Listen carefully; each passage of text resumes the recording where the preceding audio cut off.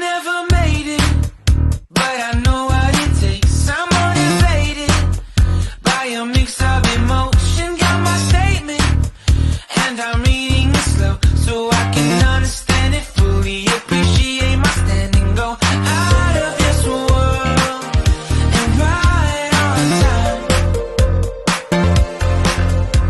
Oh, never in my life have I seen the sky light up like this. I'm far away from Earth and I wanna know if you exist. Mission control, do you read me? Send me my coordinates lately. Mission control, am I drifting? Tie me to someone who will love me, yeah. Wait, I think I'll last a bit longer. Find another. Welcome everyone to another Ref Brandon and the Todd family YouTube video. Wherever you are, whatever you may be doing, thank you so much for making Ref Brandon and the Todd family a part of your day. We always greatly appreciate it. It's a Tuesday. Hopefully everybody has had a good start to their week so far. Don't forget that unless you live in Nevada or Hawaii, time changes this upcoming Sunday morning at 2 o'clock a.m. Eastern Time. We go ahead 1 hour, so we're slowly but surely starting to see more and more daylight. It's getting daylight earlier, and it's getting darker later. But I tell you what, I'm on vacation from work this week, and you would think being on vacation would give you more time to do more videos, but instead, in my neck of the woods, it gives you less time to do videos because there's so much stuff you have to do around the house that you put off until vacation time, and then vacation time comes around and you realize you have way too much to do in a short period of time, and if you do it all in the 1 week you're off, it gives you no time to do nothing else.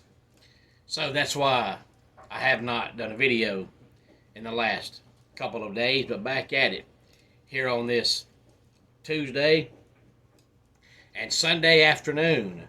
If you were not at the final UWF show in Colbert, Georgia, you missed a fantastic show. 8 matches all together. Me and Ref Slim were the referees on Sunday afternoon. I refed 4 matches and he refed 4 matches. And the main event saw the Radical DC Washington defeat the Game Breaker Nick Halen to become the new and the final UWF heavyweight champion. But UWF owner Billy Bell says he'll never be done doing wrestling shows as long as he is alive. And he says he will find another building for us to be in the near future. And of course, if and when he does, I will talk about it here on the channel. But today, my main topic is AEW Revolution, which took place Sunday night in Greensboro, North Carolina. And it was the final wrestling match in the career of Sting. He officially retired Sunday night, just a couple of weeks shy of being 65 years old. 11 matches altogether, 2 on the pre-show and 9 on the main card. I'm not going to talk about the pre-show matches. We'll talk about the 9 matches from the main card. As always, any thoughts on it, please feel free to let me know. The main card opened with the TNT Championship on the line, and Christian Cage retained that title by defeating Daniel Garcia. Eddie Kingston defeated Bryan Danielson to retain the AEW Continental title.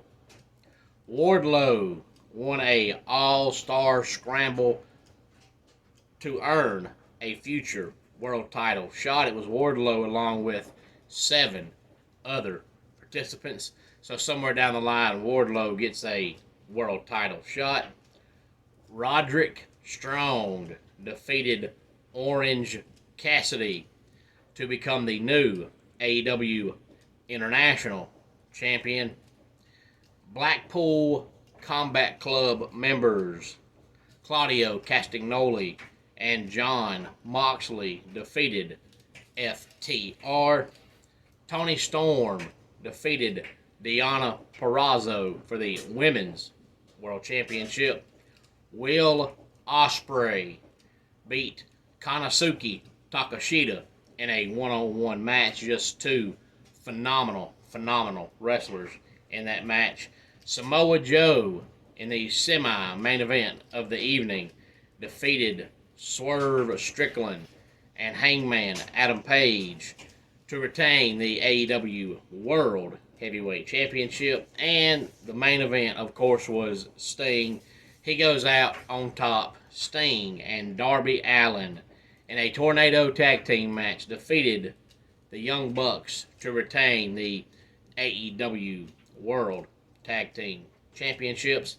And then, almost immediately following the pay-per-view, which was early yesterday morning because Revolution didn't end till almost exactly midnight, Sunday night / Monday morning, but Tony Khan announced that the World Tag Team Championships were now vacant, and there's going to be a tournament to decide the new World Tag Team Champions.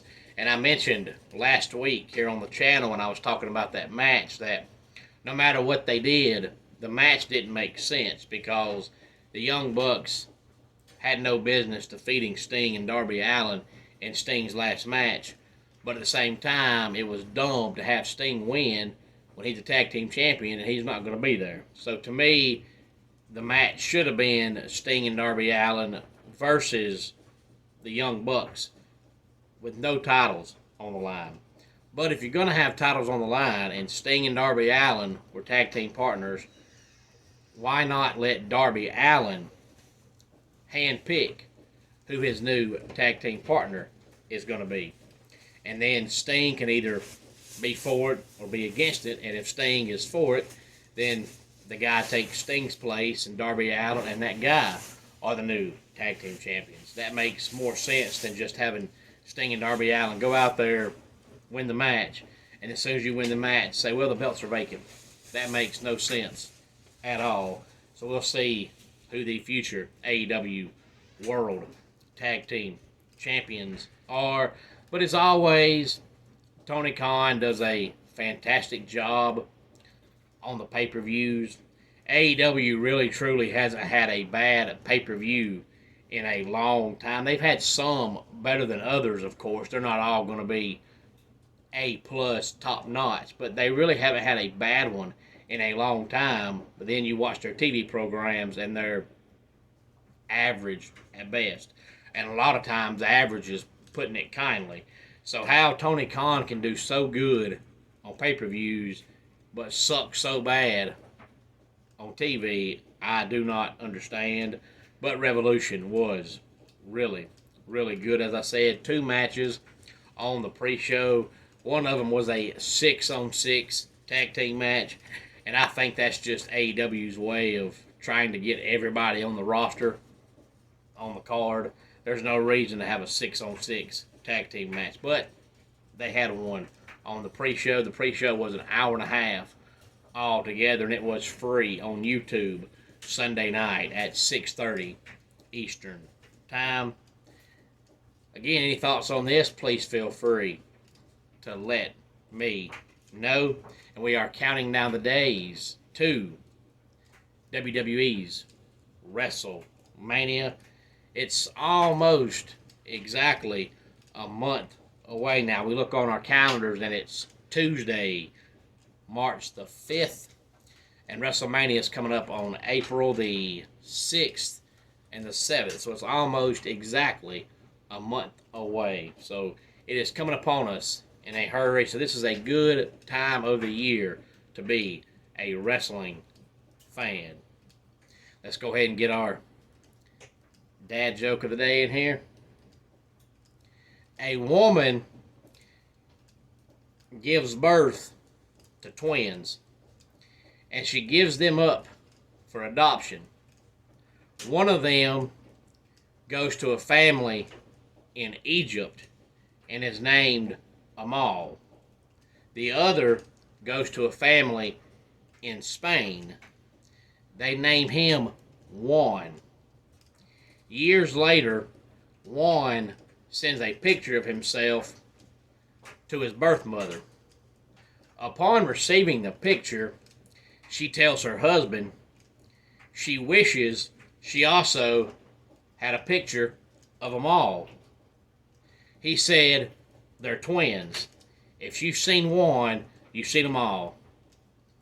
And that does it for today's Ref Brandon and the Todd Family YouTube video.